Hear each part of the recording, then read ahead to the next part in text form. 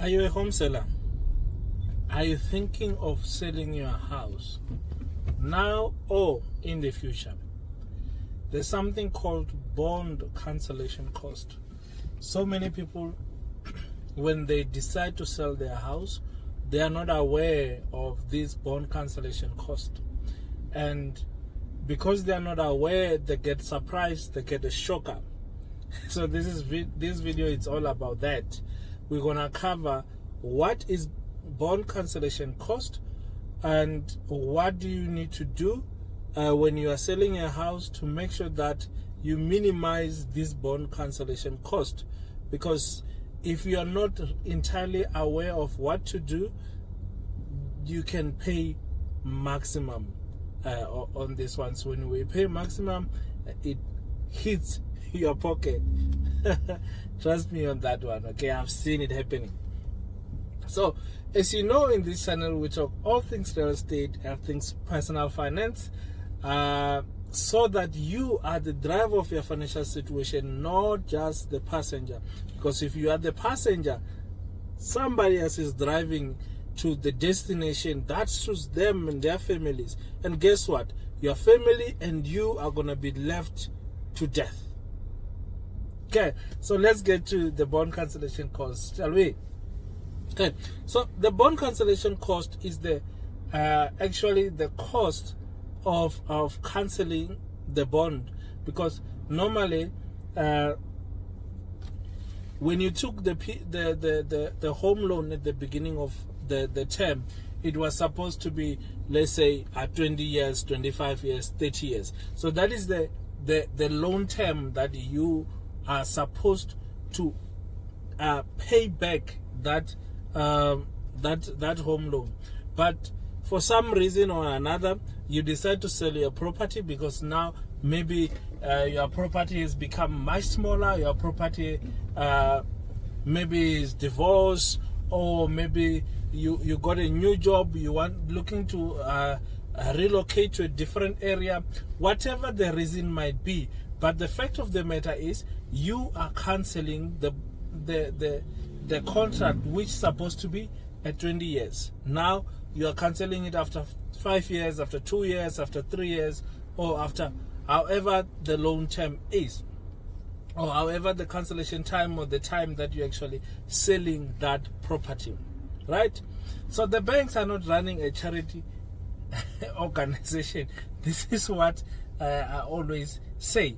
The bank is a business, and they're in the business of making money, and money in multiple times. That's why if you are repaying your bond, you'll see on your contract you'll probably be repaying more than 2 times, more than 3 times on the total loan term. So because of what we call interest. But I digress. Let's get to the point. So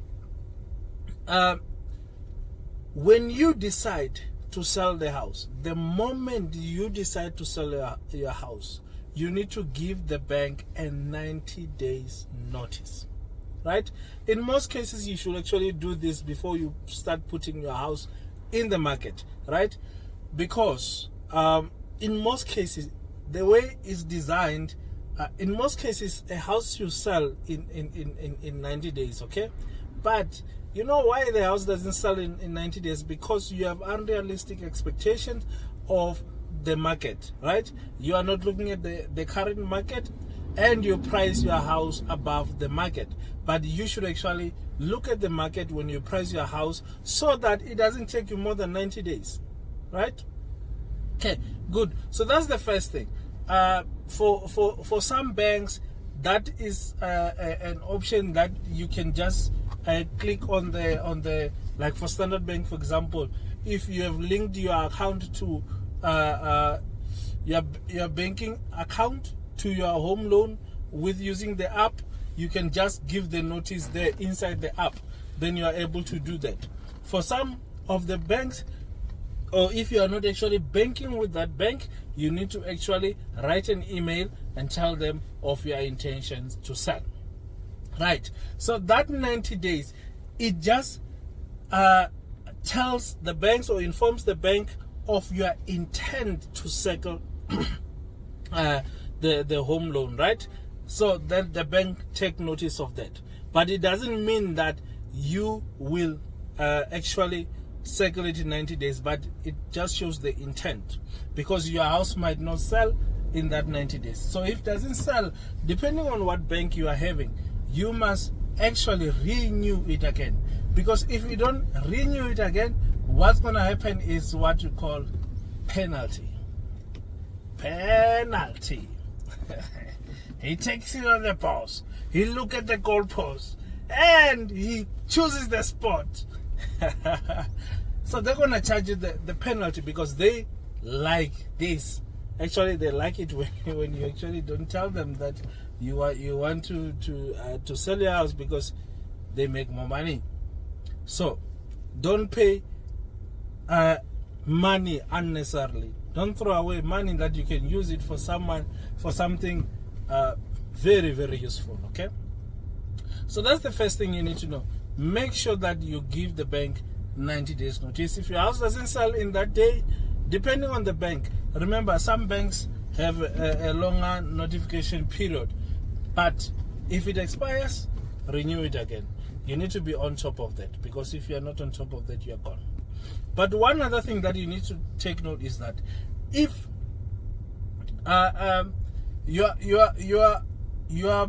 your bond would only be cancelled when the conveyancer requests for final figures, and at that point it's when your house has been sold, you have a buyer that has been already granted the bond, then the bank will give the conveyancer the guarantees of the final figures, right? And then at that point you will have to pay some interest on the bond, a pro rata interest, and then that will be included and be minus. Normally it will be just the interest rate that you're already having there. But take note of this: if you are selling a house within the first let's say the first 2 years, between 1 and 2 years after just registering that bond, take note that they will charge you an interest of 1% of the total sum of that home loan, because at that point it is still too early to sell your house, right? It is still too early to sell your house and to cancel the bond. Even equity, you will not have built enough equity unless if you have bought the house with so much equity. So those are the things that you actually need to understand, right? So if that is not clear, guys, you can just pop me a question on the comments. Otherwise, like, comment, share with your friends.